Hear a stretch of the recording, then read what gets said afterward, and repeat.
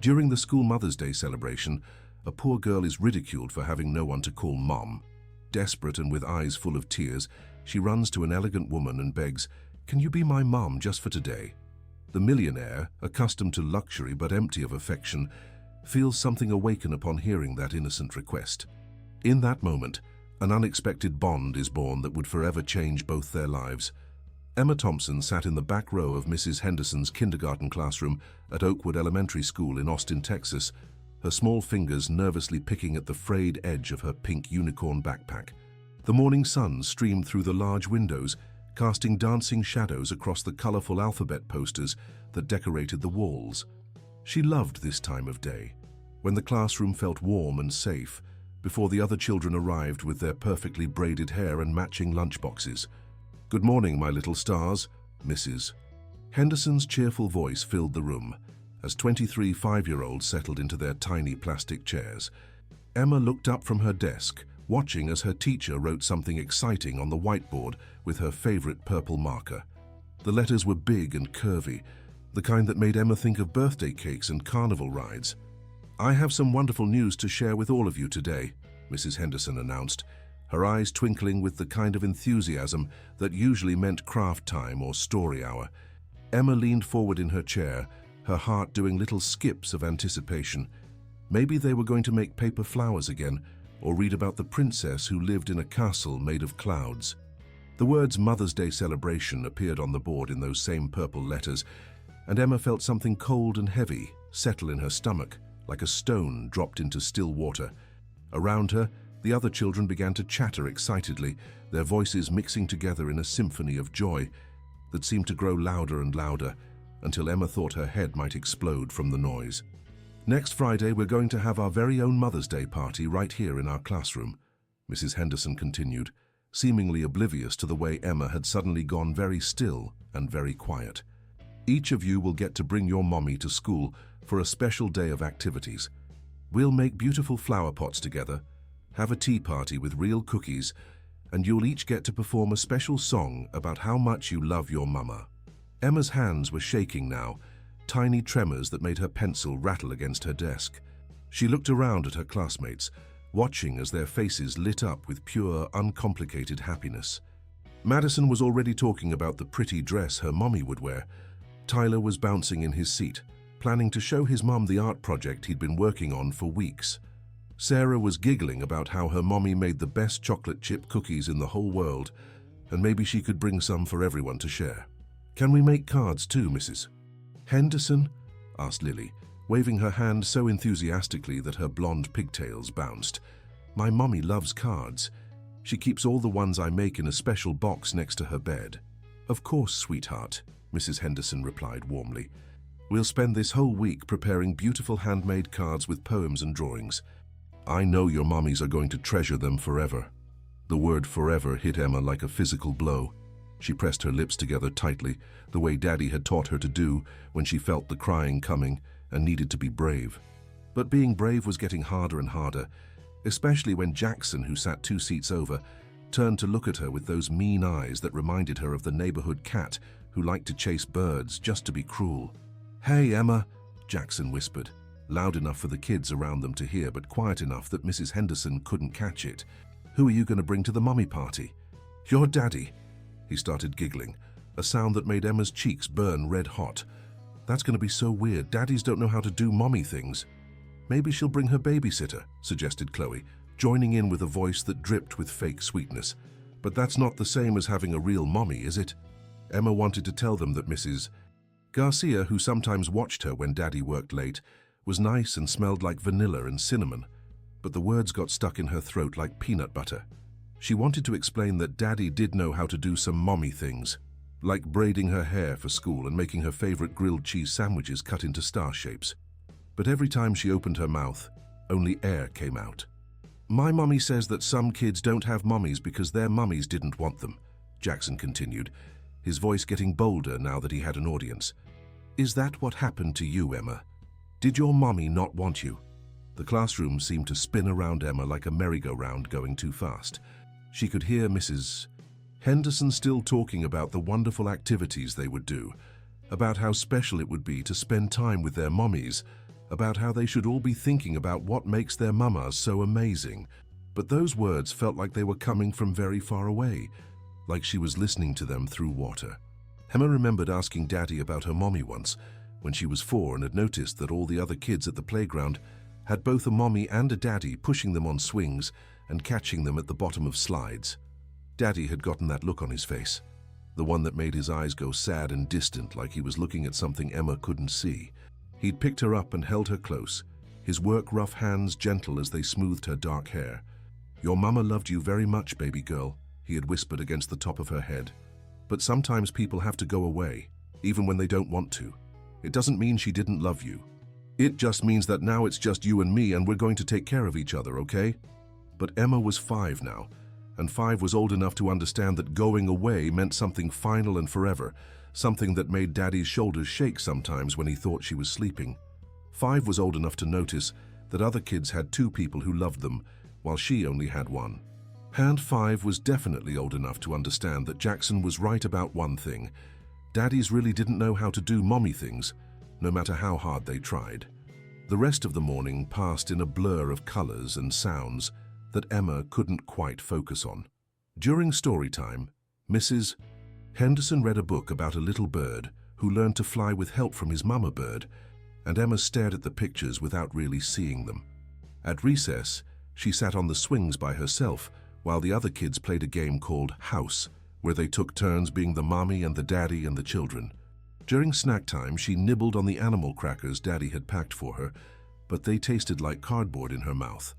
By the time the school day ended and the yellow buses began lining up outside, Emma felt like she was carrying something heavy in her chest, something that made it hard to breathe and even harder to smile. She gathered her things slowly, watching as her classmates chatted excitedly about going home to tell their mommies about the upcoming celebration. As she walked toward the front door of the school, she could hear Jackson behind her, still talking to his friends. "I bet Emma won't even come to school on Friday," he was saying. "She'll probably pretend to be sick because she doesn't want everyone to see that she doesn't have a real mommy like the rest of us." Emma's steps faltered, and she pressed her face against the cool glass of the school's front door, watching the cars and buses outside. Somewhere in that parking lot, Daddy was waiting for her in his old blue pickup truck, probably tired from his construction job, but ready to smile and ask about her day like he always did. And just like always, she would tell him it was good, even though today had been anything but good because that's what she did. She protected Daddy from the heavy, sad feelings, just like he tried to protect her from them. But as she pushed through the door and walked toward the pickup truck where Daddy sat with the radio playing softly, Emma made a decision that surprised even her. She wasn't going to pretend to be sick on Friday. She wasn't going to hide or let Jackson be right about her. Somehow, someway, she was going to find a solution to her problem. She was going to find a mommy for the Mother's Day celebration, even if it was just for one day. Michael Thompson was waiting in the school pickup line when he saw his daughter emerge from the front doors of Oakwood Elementary. Even from a distance, he could tell something was wrong. Emma's usually bouncy walk had been replaced by slow, careful steps, and her small shoulders were hunched forward in a way that made her look like she was trying to disappear into herself.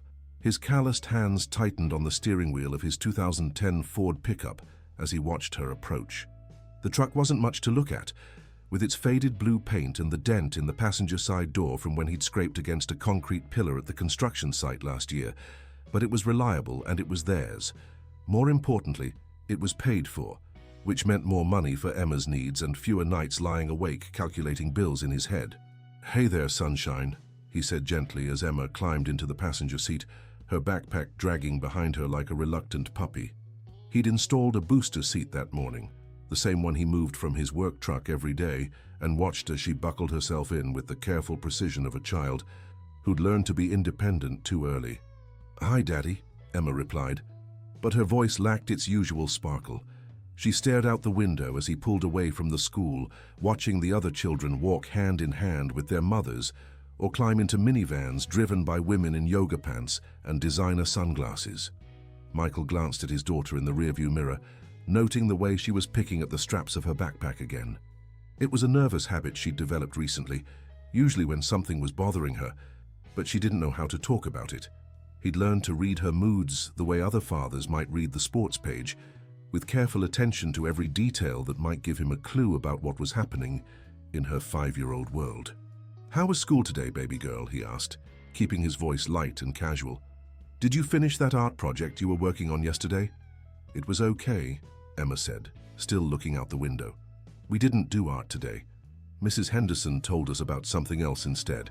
The way she said something else made Michael's stomach tighten with worry. In his experience, when Emma used that particular tone of voice, it usually meant someone had said something that hurt her feelings or made her feel different from the other kids. He'd seen it happen before at the grocery store when well-meaning strangers asked where her mummy was, or at the park when other children's mothers naturally gravitated toward each other while he stood awkwardly on the sidelines. They drove the rest of the way home in comfortable silence, passing the familiar landmarks of their Austin neighborhood. There was the coffee shop, where he sometimes bought Emma hot chocolate on Saturday mornings, the small park where she liked to feed the ducks, and the corner store where old Mr. Rodriguez always saved the day-old pastries for them at half price. It wasn't a fancy area, but it was safe and friendly, full of working families who looked out for each other's children and shared tools over backyard fences. Their apartment was on the second floor of a converted house, with 2 bedrooms, 1 bathroom, and a kitchen that was barely big enough for 2 people to stand in at the same time. But Emma had decorated her room with drawings and crafts from school, and Michael had hung string lights around her window to make it feel magical. They'd painted the walls together last summer, a soft lavender color that Emma had chosen because it reminded her of the wildflowers that grew along the highway. "You hungry, sunshine?" Michael asked as they climbed the stairs to their front door. "I could make you a grilled cheese sandwich, the special kind with the cheese that gets all crispy around the edges." For the first time that afternoon, Emma's face brightened slightly. "With the stars?" "Of course with the stars," Michael laughed, fishing his keys out of his work pants pocket. "What kind of daddy would I be if I forgot the stars?" As they settled into their evening routine, Michael watched Emma carefully. She ate her sandwich without her usual enthusiasm, picking at the crispy cheese edges that she normally gobbled up first.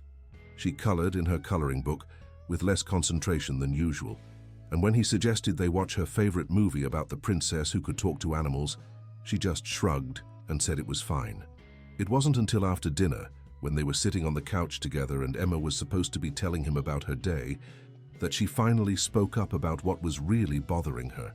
"Daddy," she said quietly, her small hand tracing patterns on his worn t-shirt. "What's Mother's Day?" The question hit Michael like a punch to the gut, though he tried not to let it show on his face. He'd known this day would come eventually, had even practiced what he might say when Emma started asking more complex questions about why their family looked different from everyone else's. But practicing in his head while doing dishes at 2 a.m. was very different from facing his daughter's earnest, trusting gaze. "Well, baby girl," he said carefully, "Mother's Day is a special day when people celebrate their mommies. They give them flowers and cards and tell them how much they love them." Emma nodded solemnly, as if this confirmed something she'd already suspected. "Mrs. Henderson said we're having a Mother's Day party at school on Friday. All the mommies are going to come, and we're going to make flower pots and have cookies and sing songs." Michael's heart sank as he began to understand the real problem. "And you're worried because you don't have a mommy to bring to the party." Emma's lower lip began to tremble, and suddenly all the brave composure she'd been maintaining throughout the day crumbled like a sandcastle hit by a wave. "Jackson said I can't come to the party because I don't have a real mommy like everyone else. He said maybe my mommy didn't want me, and that's why she went away. Chloe said I could bring you, but you're not a mommy, Daddy. You don't know how to do mommy things." The words poured out of her in a rush, accompanied by the kind of tears that came from deep hurt and confusion. Michael pulled her into his lap, feeling his own eyes burn as he held his daughter while she sobbed against his chest. This was exactly the kind of situation he'd feared since the day Emma was born. The moment when his love wouldn't be enough to shield her from the reality of their situation. "Oh, sweetheart," he whispered, stroking her hair with hands that trembled slightly. "Your mommy loved you so much. She didn't choose to go away, baby girl. Sometimes people get sick and have to leave even when they don't want to. But that doesn't mean you're not wanted. You're the most wanted little girl in the whole world." "But I still don't have a mommy for the party," Emma hiccuped. "Everyone else has one and I don't. And Jackson is right that it's going to be weird if you come because you don't know how to braid hair, or make pretty cookies, or wear the kind of dresses that mommies wear. Michael felt a familiar surge of anger, not at his daughter, but at the unfairness of a world that made a 5-year-old feel ashamed of her family. He thought about calling the school, about explaining the situation to Mrs. Henderson, and asking if there was some way to make the celebration more inclusive, but he knew that would only make Emma feel more different, more like the child who needed special accommodations because her life didn't fit the normal pattern. "You know what?" he said finally, tilting Emma's chin up so she could see his face. "Maybe I don't know how to do all the things that mommies do, but I love you just as much as any mommy could love her little girl. And if you want me to come to your party, I'll be there. I'll even try to learn how to braid hair if you want." Emma smiled through her tears, but Michael could see that his words hadn't completely solved her problem. She was still going to be the only child at the Mother's Day celebration without a mother, still going to feel different and left out, no matter how much love he wrapped around her like a protective blanket. That night, after Emma had fallen asleep clutching her favorite stuffed elephant, Michael sat at their small kitchen table with a beer he didn't really want and stared at the stack of bills that needed to be paid.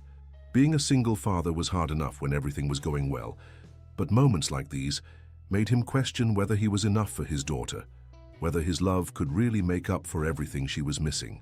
Meanwhile, in her small lavender bedroom, Emma lay awake long after Daddy thought she was sleeping. Through her window, she could see the lights of downtown Austin twinkling in the distance, and she wondered if somewhere out there was a lady who might be willing to be her mommy just for one day. Not forever, because that would be too much to ask, but just long enough for her to go to the Mother's Day party without feeling like the broken piece that didn't fit the puzzle. As she drifted off to sleep, Emma made a decision that would change everything. Tomorrow she was going to find herself a mommy. The next morning arrived grey and drizzling, the kind of Austin weather that made everything look muted and sad. Emma pressed her face against the passenger window of Daddy's truck as they pulled into the school parking lot, watching the drops of rain race each other down the glass.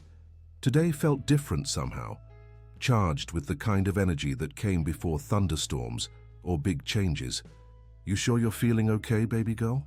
Michael asked for the third time that morning, studying Emma's reflection in the rearview mirror.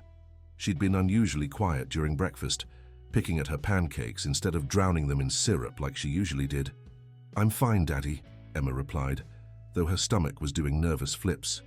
She'd spent most of the night thinking about her plan, and now that morning was here, it seemed both incredibly brave and incredibly scary. "Can you pick me up a little late today? Like, maybe 15 minutes late?" Michael frowned slightly. Emma never asked to stay at school longer than necessary. If anything, she was usually one of the first kids ready to go home. "Is there something special happening after school today? A club or something?" "Not exactly," Emma said, which was true. What she was planning wasn't a school activity, but it was definitely something special. "I just want to look at the art projects in the hallway. Mrs. Patterson put up new ones from the third graders, and they have glitter." The mention of glitter was a stroke of genius. Michael knew how much Emma loved anything that sparkled, and it was a believable enough excuse. "Okay, sunshine, but don't wander off, and make sure you stay where the teachers can see you. I'll be here at 3:30 instead of 3:15. As Emma slid down from the truck and grabbed her backpack, she felt a flutter of guilt about not telling Daddy the complete truth. But sometimes, she reasoned, kids had to do things that parents might not understand, especially when those things were really important and probably wouldn't work anyway. The school day passed in a blur of math worksheets and reading circles, but Emma's mind was somewhere else entirely. During art time, while the other children painted pictures of their families, Emma found herself staring out the window at the street beyond the school fence. She was looking for someone special, someone who might be the answer to her problem, though she wasn't entirely sure what that someone would look like. At recess, instead of playing on the swings, Emma positioned herself near the fence where she could watch the cars drive by. She saw mothers in SUVs with car seats in the back, businessmen in suits talking on phones, and delivery trucks carrying packages to important places, but none of them seemed right. The mothers all looked like they already had children who needed them, and the businessmen looked too serious and too male. "What are you doing, Emma?" asked Madison, appearing beside her with curious eyes. Madison was one of the nicer kids in class, the kind who shared her crackers at snack time and helped Emma pick up her crayons when she dropped them. Just looking, Emma replied, which was true enough. Looking for what? Emma considered this question carefully. She couldn't tell Madison about her plan because Madison might tell Mrs. Henderson, and then Mrs. Henderson might call Daddy, and then everything would be ruined. I like watching the cars, she said finally. They're all going somewhere important. Madison nodded as if this made perfect sense. My mommy says that every car has a story, like that blue one might have a family going to visit their grandma, and that red one might have someone going to buy a birthday present for their best friend. Emma looked at the red car Madison was pointing to and wondered what story it was carrying. Was there someone inside who might want to be part of her story, even if it was just for one day? The afternoon seemed to stretch on forever, but finally the dismissal bell rang and Emma joined the stream of children heading toward the front doors. Her heart was beating so fast she was sure everyone could hear it, but she forced herself to walk normally, to smile and wave goodbye to Mrs. Henderson like she did every day. Instead of going straight to the pickup area where Daddy would be waiting in 15 minutes, Emma took a different path. She walked toward the street side of the school, where fancy cars sometimes parked when important people came to visit the principal or attend meetings about school fundraisers. There were only a few cars there today, but one of them made Emma stop and stare. It was a sleek black sedan, the kind of car she'd only seen in movies or on television commercials. The windows were tinted dark, and the paint was so shiny she could see her reflection in it. But it wasn't the car itself that caught Emma's attention. It was the woman standing beside it. She was tall and elegant, with blonde hair pulled back in a smooth ponytail that looked like it had been styled by someone who knew exactly what they were doing. Her clothes were the kind Emma had seen in the magazines at the doctor's office, all clean lines and expensive-looking fabric. She wore high heels that made clicking sounds on the wet pavement, and she was talking on a phone in the same confident way that doctors and lawyers did on TV shows. Emma watched from behind a tree as the woman paced back and forth beside her car. She seemed to be waiting for something, checking a gold watch on her wrist and occasionally glancing toward the school building. Emma's heart began to race as she realized this might be exactly what she'd been hoping for. A lady who looked like the mummies in storybooks, someone who could help her not feel different at the Mother's Day party. For several minutes, Emma just stood behind the tree, working up her courage. The woman looked important and busy, the kind of person who probably didn't have time to talk to little girls they didn't know. But she also looked kind, in the way that people looked when they were thinking about something that made them a little sad. And maybe, Emma thought, maybe someone who looked a little sad might understand how it felt to be missing something important. Taking a deep breath that tasted like rain and possibilities, Emma stepped out from behind the tree and began walking toward the woman. Her legs felt shaky and her hands were sweating, but she kept moving forward because sometimes being brave meant doing scary things that might make everything better. The woman didn't notice Emma approaching at first. She was too busy talking to whoever was on the other end of her phone call, using words like quarterly projections and market expansion that Emma didn't understand, but that sounded very important. But when Emma was just a few feet away, she must have sensed something because she looked down and her eyes widened with surprise. "I'll call you back," the woman said into her phone, ending the call and slipping the device into her purse. She looked at Emma with curious green eyes, tilting her head slightly in a way that reminded Emma of the way Daddy looked when he was trying to figure out if she was telling the truth about brushing her teeth. "Hello there," the woman said, her voice softer than Emma had expected. "Are you okay, sweetheart? Are you lost?" Emma's mouth suddenly felt very dry, and all the words she'd practiced in her head seemed to have vanished like soap bubbles. This was it, the moment she'd been planning for, but now that it was actually happening, she wasn't sure she could go through with it. The woman was even more beautiful and sophisticated up close, like a princess from a fairy tale, and Emma felt very small and very ordinary in comparison. "I'm not lost," Emma managed to whisper, her voice so quiet that the woman had to lean down to hear her. I need to ask you something really important." The woman's expression grew more concerned. She glanced around as if looking for Emma's parents, then crouched down so they were at eye level. Emma could smell her perfume, something light and flowery that made her think of the garden center where she and Daddy sometimes bought vegetables for their tiny balcony planter. "What is it, honey?" the woman asked gently. "What do you need to ask me?" Emma looked into those kind green eyes and felt something shift inside her chest, a feeling like doors opening or walls coming down. This was her chance, her one opportunity to solve the problem that had been keeping her awake at night and making her stomach hurt during the day. "My name is Emma," she began, her voice getting stronger with each word. "And I need someone to be my mommy. Just for one day, please." Sophia Richardson had heard many things in her 32 years of life, but never anything quite like what the small girl in front of her had just said. For a moment, she was certain she must have misunderstood. Children didn't simply walk up to strangers and ask them to be their mother, even temporarily. It was the kind of thing that happened in movies or fairy tales, not in the real world of business meetings and quarterly reports. She remained crouched at Emma's eye level, studying the child's face for any sign that this was some kind of game or prank. But Emma's dark eyes held nothing but earnest hope and a desperation that made Sophia's chest tighten in ways she hadn't experienced since her own childhood.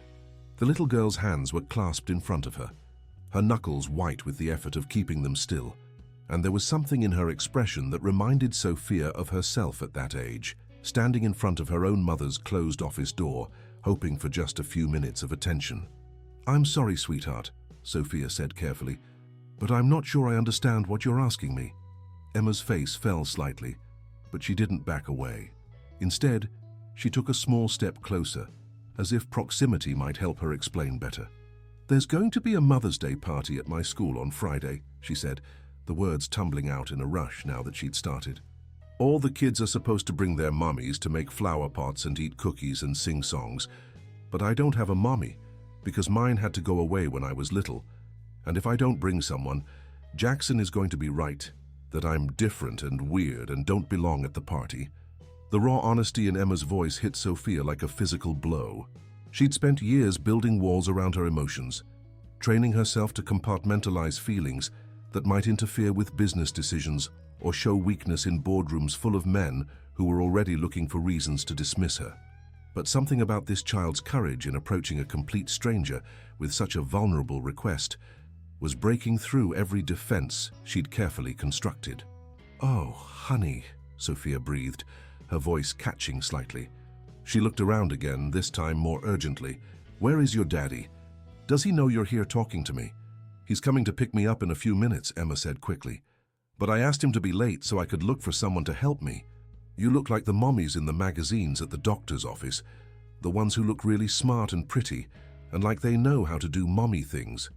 Despite the seriousness of the situation, Sophia felt a small smile tug at the corners of her mouth. When was the last time someone had compared her to a magazine mommy? In her world, she was usually described as formidable or brilliant or ruthless, depending on whether the person speaking admired or feared her business acumen. But this little girl saw something softer in her, something maternal that Sophia had thought she'd successfully buried beneath years of 60-hour work weeks and strategic planning sessions. "Emma," she said gently, "what you're asking is very sweet, but I'm not sure it's something I can do. I don't know you or your daddy, and parents usually don't like it when strangers spend time with their children, even when those strangers have good intentions." Emma's lower lip began to tremble, and Sophia could see tears gathering in her eyes. "But you're not really a stranger," Emma said with the kind of logic that only 5-year-olds could employ. "You're nice and you smell like flowers, and you listen to me when I talk to you. That's what mommies do, right?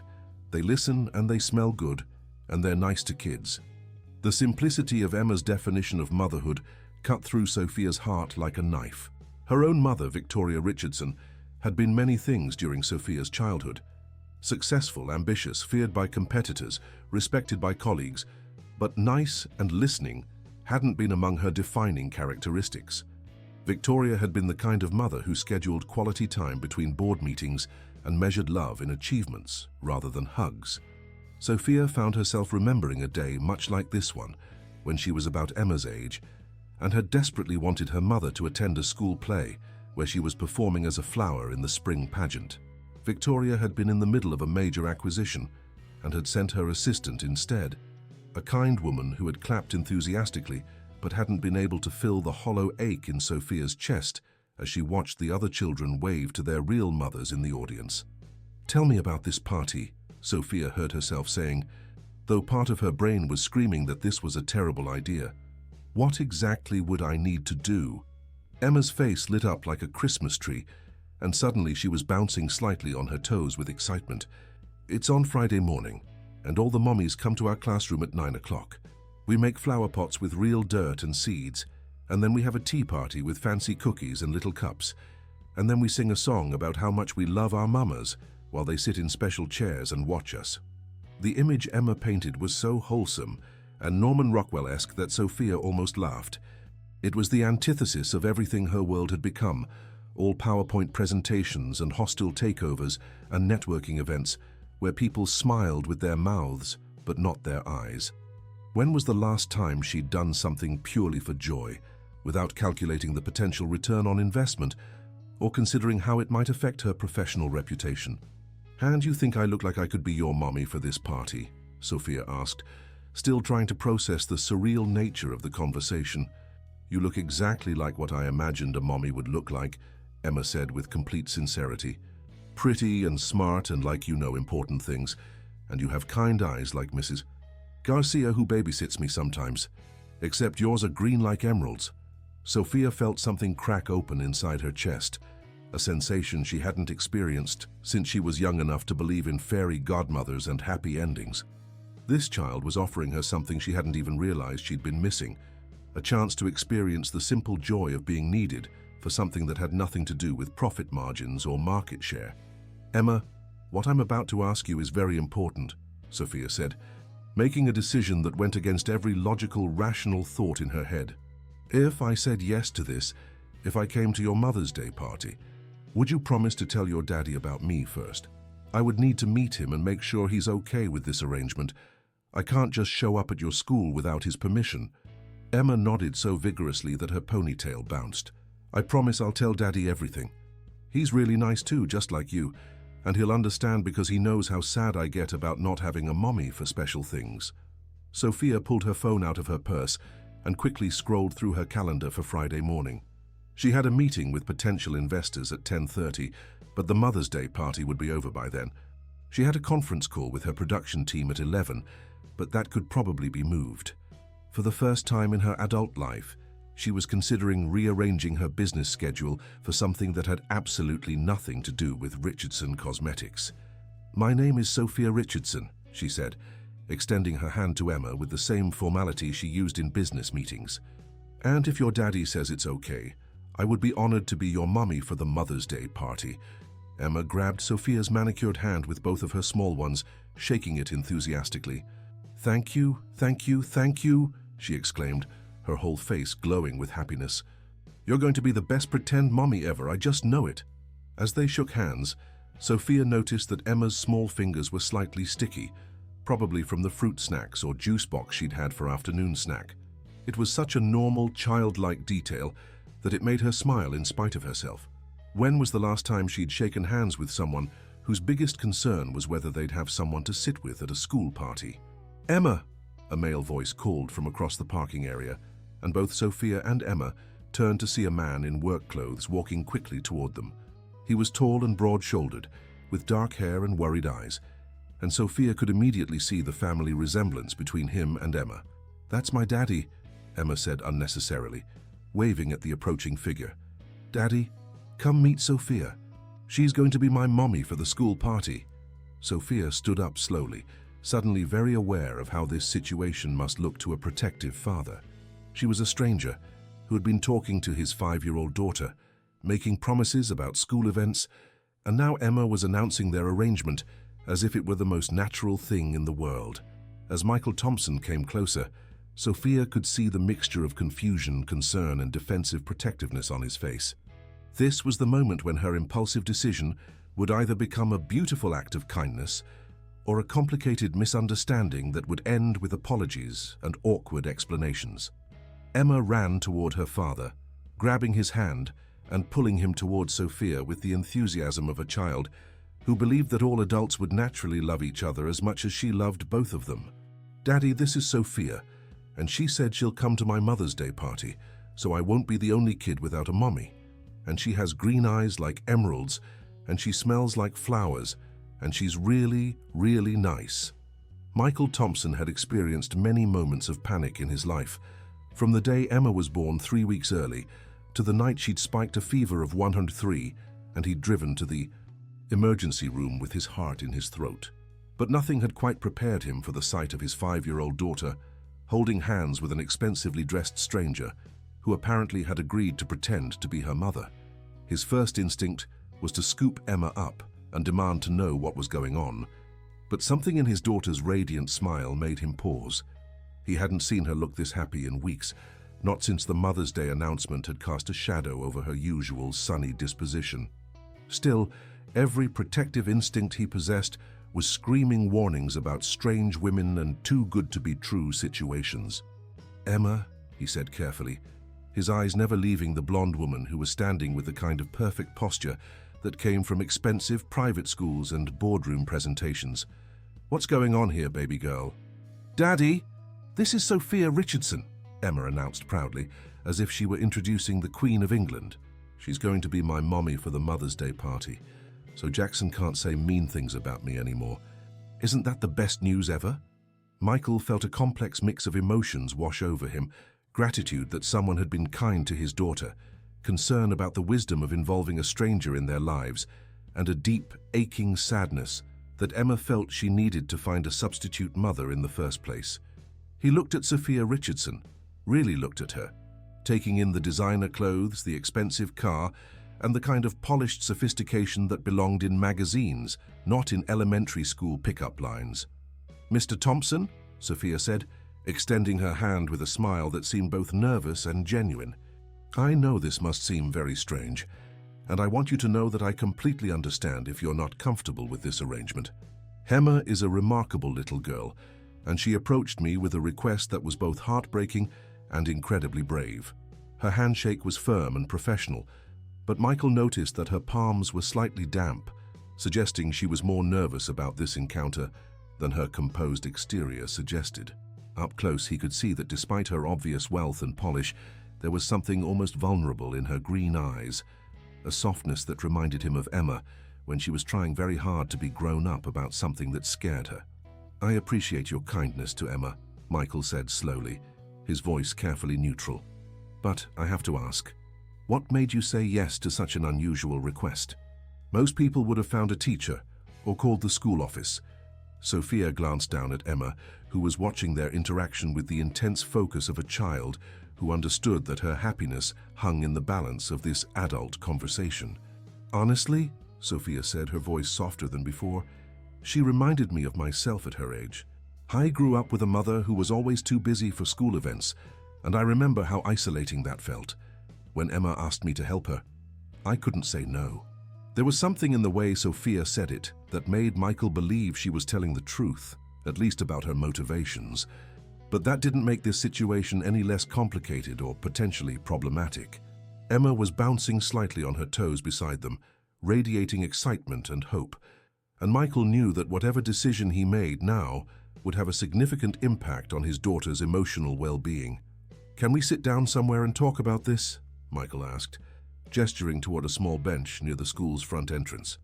"I think we need to discuss the details before we make any commitments." Emma clapped her hands together in delight. "Does that mean yes? Does that mean Sophia can really be my mommy for the party?"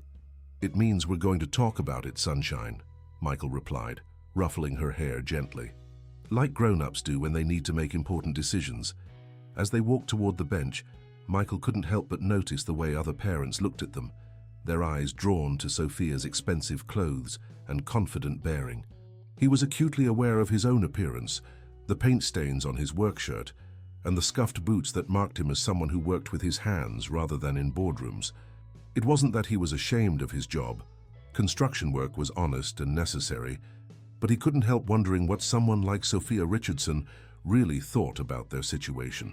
Once they were seated, with Emma perched between them like a small ambassador of hope, Michael began the conversation he'd never imagined having.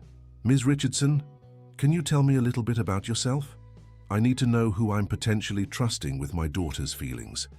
"Please call me Sophia," she said, turning slightly so she could address both him and Emma. "I'm the CEO of Richardson Cosmetics. We specialize in high-end skincare and makeup products, and we've been in business for about 8 years now. I live here in Austin, though I travel frequently for work. I'm single, no children of my own, which is probably why Emma's request affected me so deeply. Michael nodded, filing away the information. CEO of her own company explained the expensive car and clothes, as well as the confidence in her bearing. The fact that she was childless might explain why she'd been moved by Emma's situation, though it also raised questions about her ability to interact naturally with children. What exactly would this arrangement involve, he asked. I assume you're not planning to just show up at the school without any preparation. Emma jumped in before Sophia could answer. She would come to my classroom at 9 o'clock on Friday morning, and we would make flower pots with dirt and seeds, and then we would have a tea party with little cookies, and then I would sing the special song about loving my mama while she sits in the mummy chair and watches me. And everyone would see that I have a really pretty smart mommy, just like all the other kids do. Sophia smiled at Emma's detailed explanation. That's exactly right. I would essentially be playing the role of your mother for about 2 hours. I would participate in the activities, take pictures if that's allowed, and help Emma feel included in what's obviously a very important event for her class. And after that, Michael pressed, what happens when the party is over? Have you thought about how to handle Emma's feelings when you go back to your regular life and she's still a little girl who doesn't have a mother? The question was harsher than Michael had intended, but he needed to know that Sophia had considered the emotional ramifications of her offer. Emma looked up at him with wounded eyes, as if he'd suggested that Christmas might be cancelled, but he held firm. His job was to protect his daughter's heart, even from well-meaning strangers who might not understand the lasting impact of their kindness. Sophia was quiet for a long moment, considering his words carefully. When she spoke, her voice was thoughtful and measured. You're absolutely right to be concerned about that. I've been thinking about it since Emma first asked me, and I don't have all the answers. But I can promise you that I won't just disappear from her life without explanation. If she wants to stay in touch, we can figure out appropriate ways to do that. Maybe coffee dates or trips to the Children's Museum, or other activities that would help her feel like she has an adult woman in her life who cares about her. Emma's face lit up at the possibility of ongoing friendship. Really? You would want to spend time with me even after the party? I would like that very much, Sophia said, and Michael could hear the sincerity in her voice. But only if your daddy thinks it's a good idea, and only if you want to. Michael studied Sophia's face, looking for any sign of deception or ulterior motive. What he saw instead was a woman who seemed genuinely moved by his daughter's situation and honestly committed to helping, even if she wasn't entirely sure what she was getting herself into.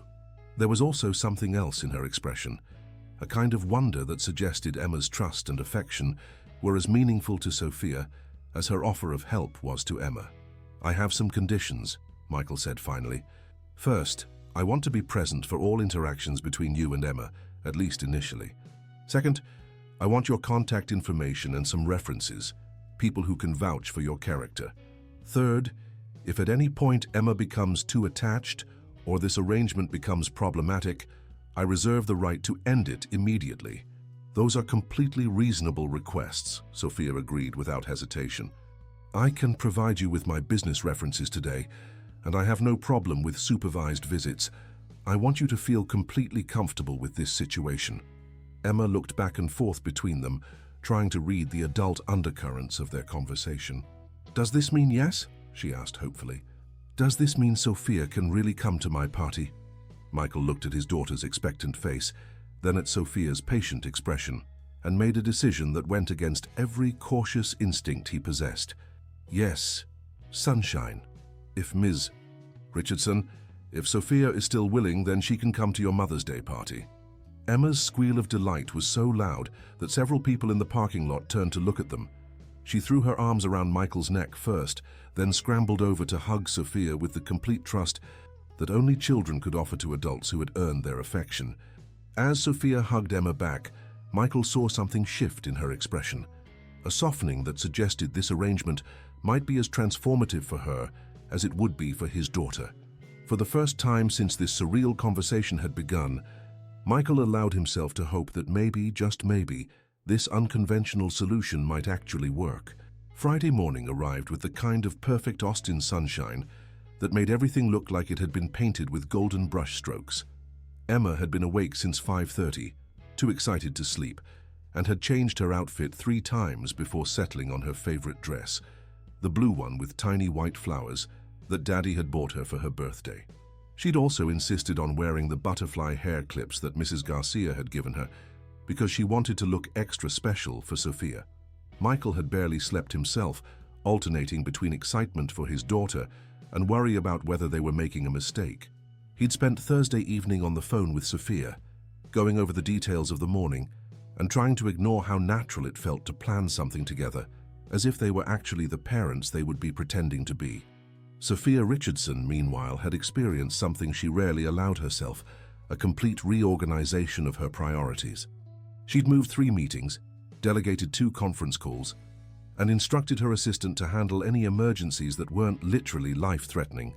For the first time in her professional career, she was putting a 5-year-old's happiness ahead of her business obligations, and instead of feeling guilty about it, she felt oddly liberated. She'd also spent an embarrassing amount of time at the mall the night before, trying to find the perfect outfit for a kindergarten Mother's Day party.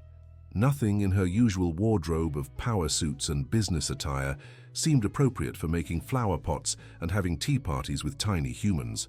Finally, she'd settled on a soft pink blouse and dark jeans, paired with flats instead of her usual heels.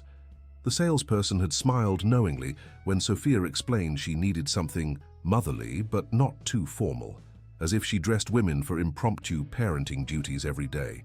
At 8:45 on Friday morning, Sophia pulled into the parking lot of Oakwood Elementary School and immediately spotted Michael's blue pickup truck. Her stomach was doing nervous flips, the same sensation she'd experienced before her first major business presentation, except this felt infinitely more important and personal. Emma came running toward her car before Sophia had even turned off the engine, her face glowing with happiness and anticipation.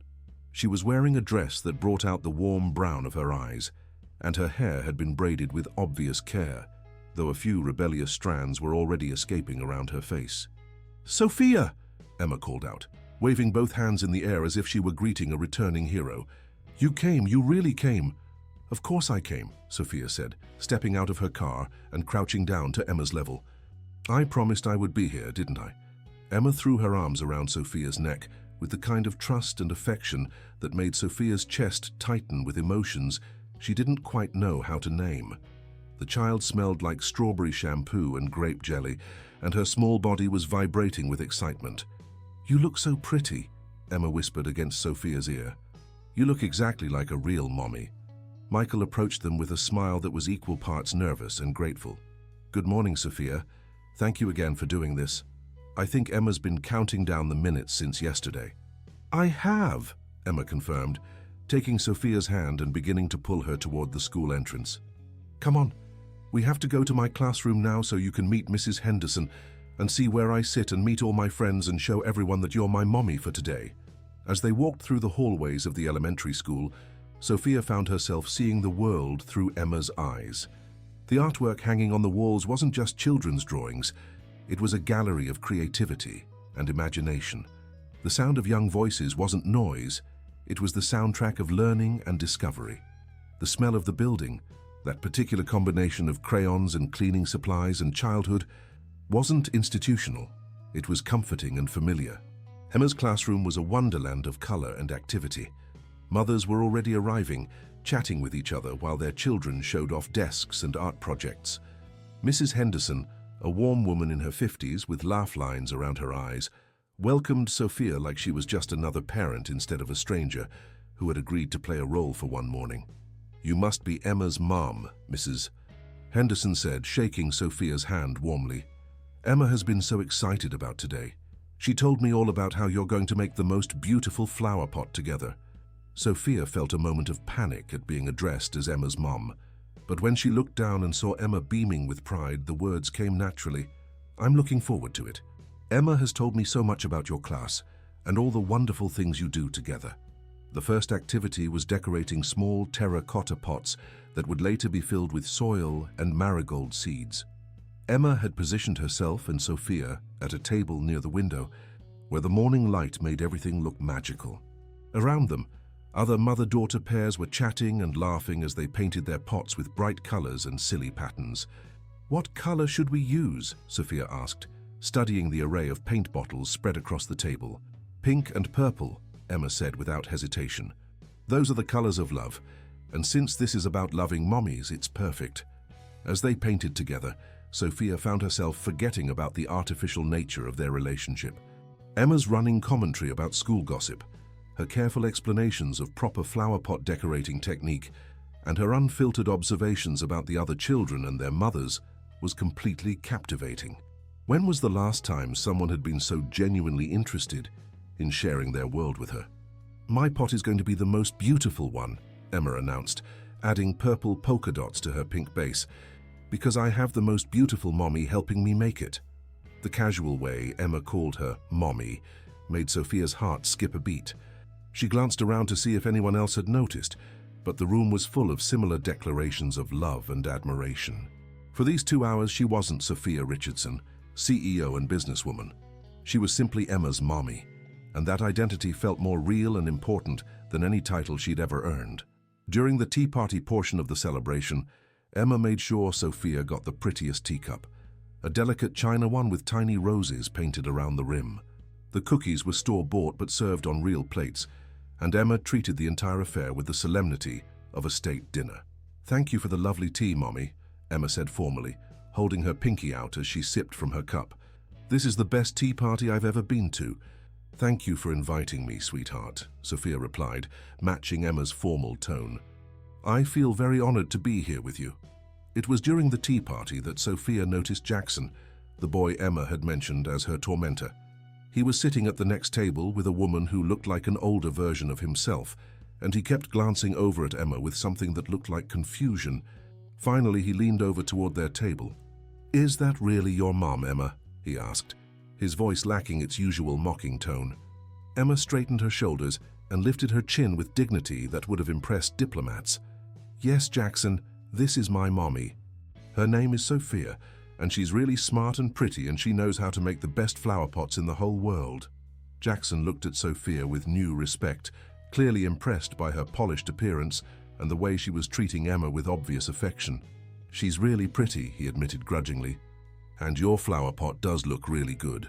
For the first time since the Mother's Day announcement, Emma smiled at Jackson without any trace of hurt or defensiveness. "Thank you," she said graciously. "Maybe next time you can help us make flower pots. My mummy is really good at teaching people things." The final activity was the presentation of a song the children had been practicing about their mothers.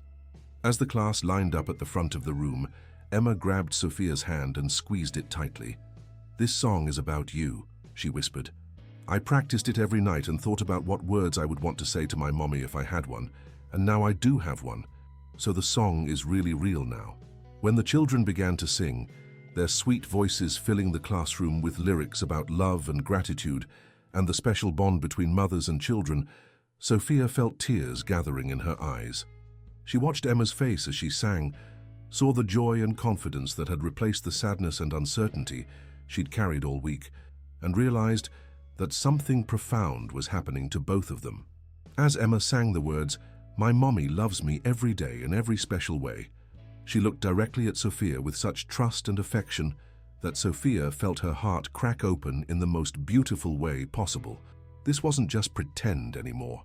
Somewhere between the flower pot decorating and the formal tea party, she had fallen completely and irrevocably in love with this brave, sweet, remarkable little girl.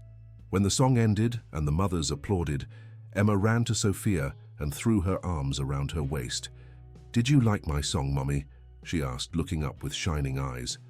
"It was the most beautiful song I've ever heard," Sophia said, and she meant every word. "Thank you for sharing it with me."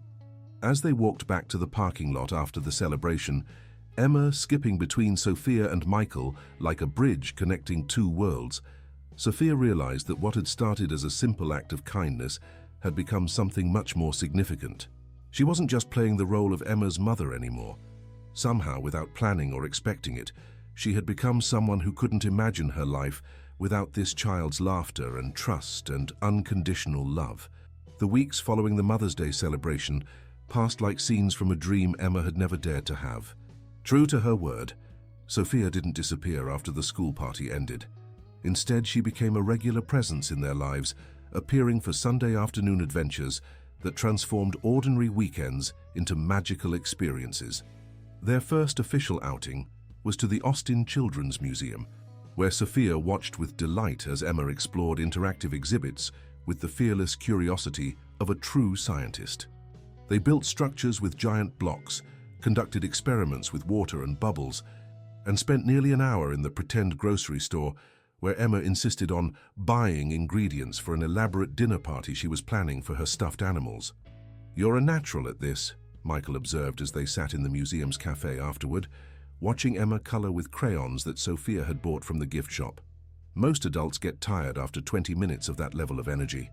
Sophia smiled, wiping a smudge of blue crayon from Emma's cheek. "I feel like I'm seeing the world through completely new eyes. Emma asks questions I never thought to ask." As the weeks continued, their Sunday adventures expanded to include trips to Zilker Park, where they fed ducks and flew kites, visits to the local children's theater, where Emma sat spellbound through performances of classic fairy tales, and expeditions to the farmer's market, where Sophia learned to appreciate the simple pleasure of choosing the perfect peach or the most fragrant bouquet of wildflowers.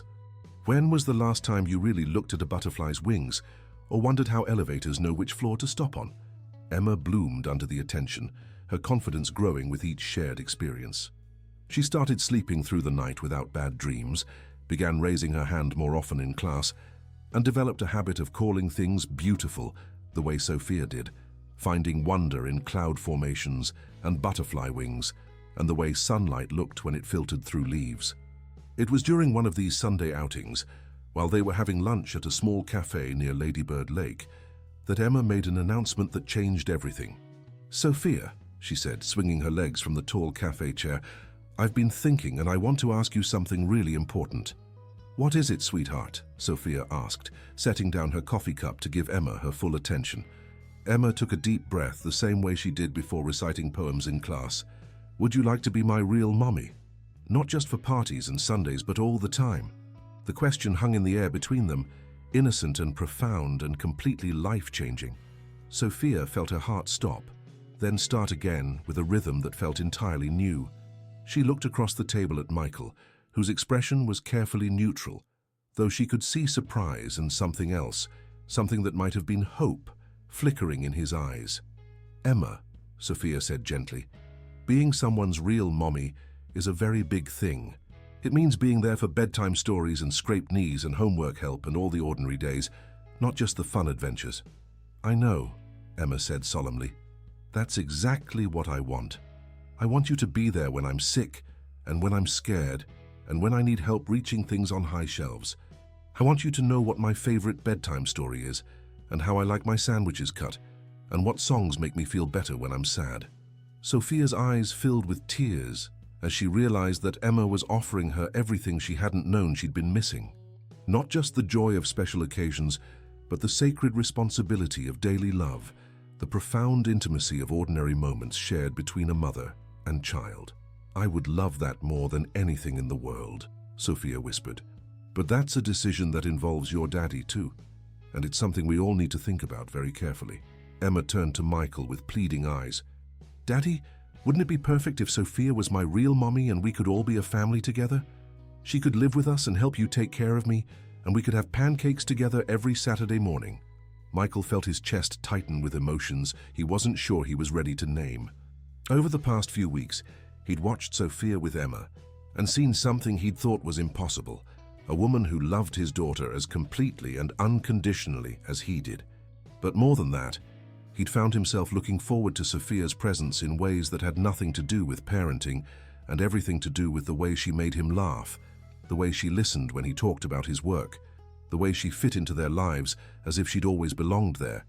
"That sounds pretty wonderful to me too, Sunshine," he said, reaching across the table to take both Emma's and Sophia's hands.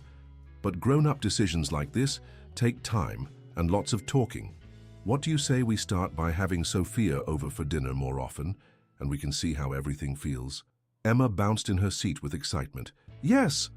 And Sophia can help me decorate my room, and we can plant a real garden on the balcony, and she can teach me how to do my hair like hers, and we can make cookies together, And as Emma chatted about all the wonderful things they would do as a family, Sophia caught Michael's eye and saw her own hopes and fears reflected back at her. They were standing at the threshold of something beautiful and terrifying, and completely unprecedented, a family created not by biology or marriage, but by love and choice, and the desperate need of a small girl who had brought them together. Their tentative steps toward becoming a real family were interrupted 3 weeks later, when Sophia received the call that would test everything they'd built together. Richardson Cosmetics had been presented with an opportunity to merge with a major European beauty conglomerate, a deal that would expand their market reach exponentially, but required Sophia's presence in New York for intensive negotiations that could last up to a month. "I have to go," Sophia explained to Michael and Emma over dinner at their apartment, her voice heavy with regret. "This merger could secure the company's future for decades, and I can't delegate something this important. But I'll call every day, and I'll be back as soon as humanly possible." Emma's face crumpled with the kind of devastation that only children can express so purely. "But you just became my real mommy," she whispered. "Real mummies don't go away for a whole month." "I'm not going away forever, sweetheart," Sophia said, kneeling beside Emma's chair and pulling her close. "I'm going on a business trip, like when your daddy sometimes has to work late, except it's farther away and for longer. But I'll think about you every single day, and I'll bring you back something special from New York." But Emma had heard promises like this before, in the hazy memories of early childhood, when people had told her that her first mommy would come back soon. To a 5-year-old, a month might as well be forever, and the fear that Sophia might disappear like her birth mother had was overwhelming and all-consuming. The first week of Sophia's absence went reasonably well. They had daily video calls where Emma showed Sophia her artwork and told her about school, and Sophia shared pictures of New York landmarks and promised to take Emma to see the Statue of Liberty someday. But as the negotiations grew more complex and demanding, Sophia's calls became shorter and less frequent. She missed their scheduled video chat 2 nights in a row because of late meetings, and when she did call, she seemed distracted and tired. Emma began to withdraw, reverting to behaviors Michael hadn't seen since before Sophia entered their lives. She stopped raising her hand in class, picked at her food during meals, and started waking up from nightmares about being left alone. The flower pot they'd made together at the Mother's Day party sat on her windowsill, its marigolds wilting despite her careful attention. "Daddy," Emma said one evening as Michael was tucking her into bed, "do you think Sophia remembers that she said she wanted to be my real mommy?" Michael's heart broke a little more with each passing day. He could see his daughter's confidence ebbing away, replaced by the familiar fear that she wasn't worthy of permanent love. "Of course she remembers, baby girl. Sophia loves you very much.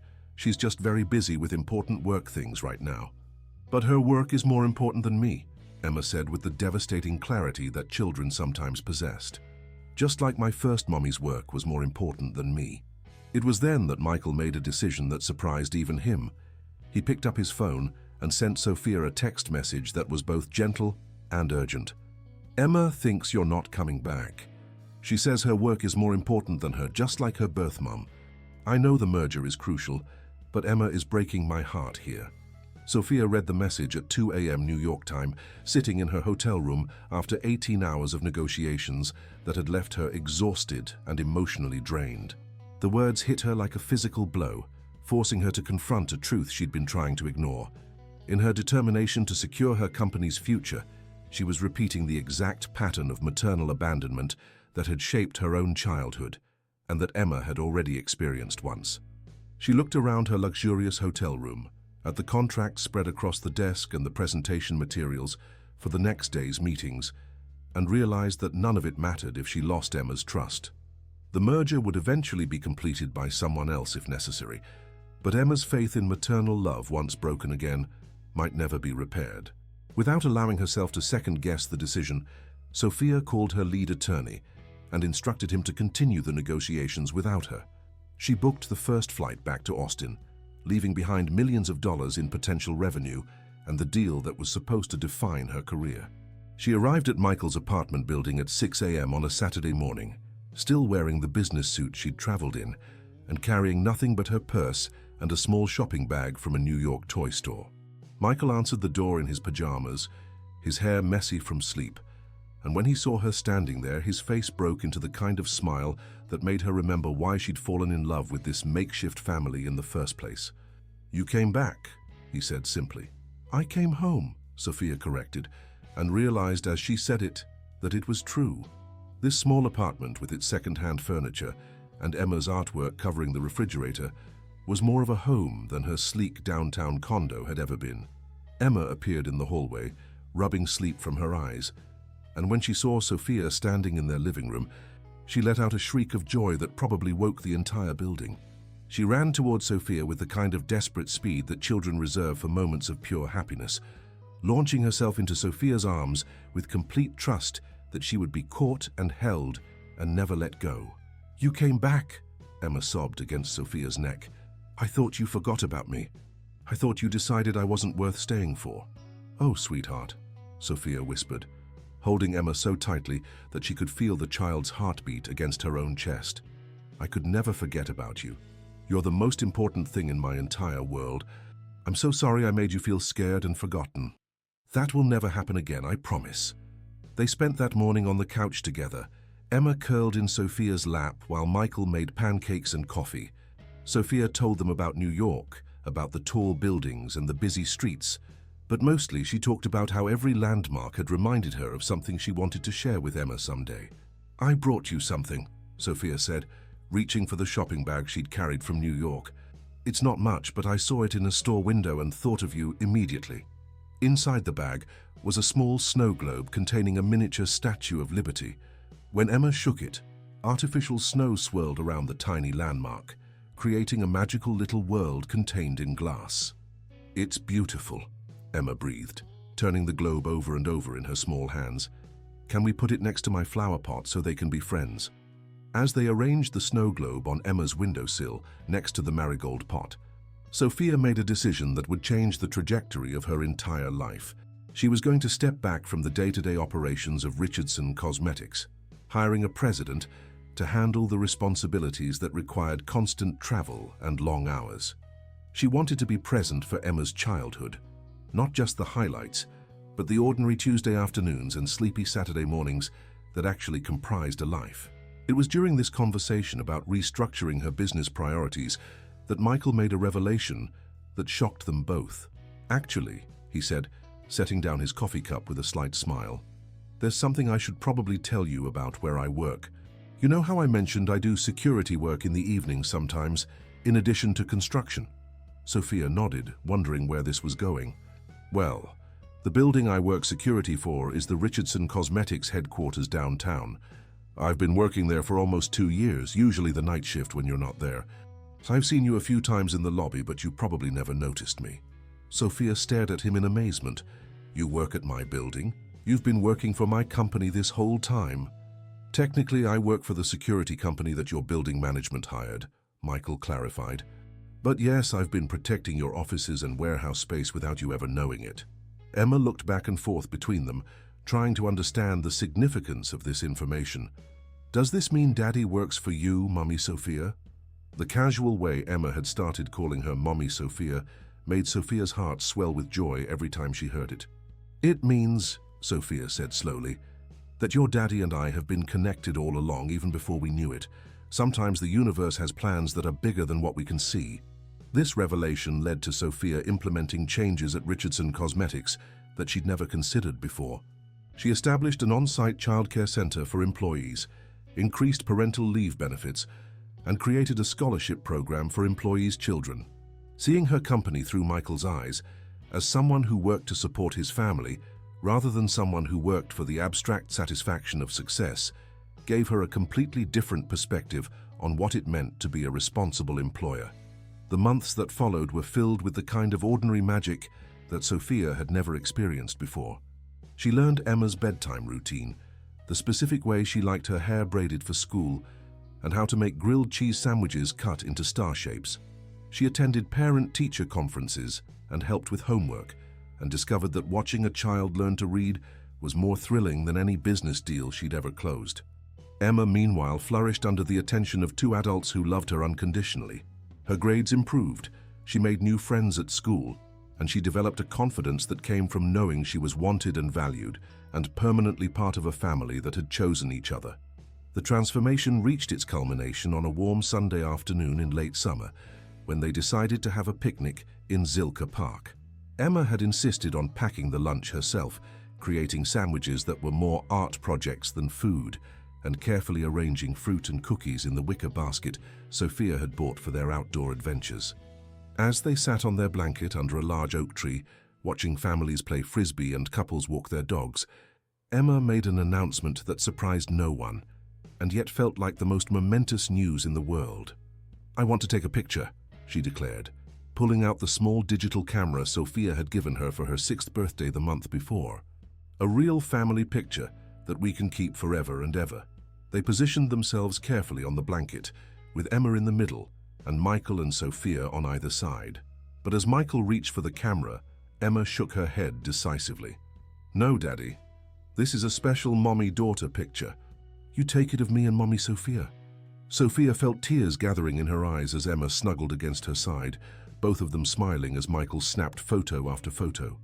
In the final picture, Emma had reached up to touch Sophia's cheek with one small hand, both of them laughing at something silly Emma had whispered, and the love between them was so obvious and radiant that it seemed to light up the entire frame. "This is my favorite picture in the whole world," Emma announced, scrolling through the images on the camera's small screen. "It shows that I have the best mommy ever, and everyone can see how much we love each other." As the sun began to set and they packed up their picnic supplies, Sophia reflected on the incredible journey that had brought them to this moment. A year ago, she had been a successful but lonely businesswoman whose life was measured in quarterly reports and board meetings. Now she was a mother to a remarkable little girl, a partner to a good man, and part of a family that had been created through the most unlikely circumstances imaginable.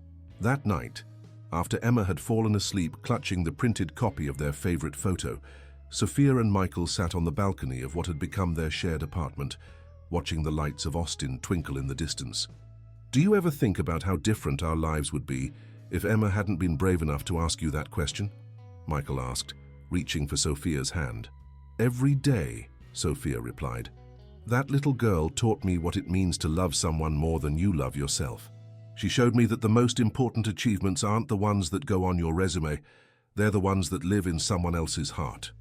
As if summoned by their conversation, Emma appeared in the doorway, her hair messy from sleep and her favorite stuffed elephant tucked under one arm. "I can't sleep," she announced. "Can we look at our pictures again?" They spent the next hour scrolling through months of photos on Sophia's phone.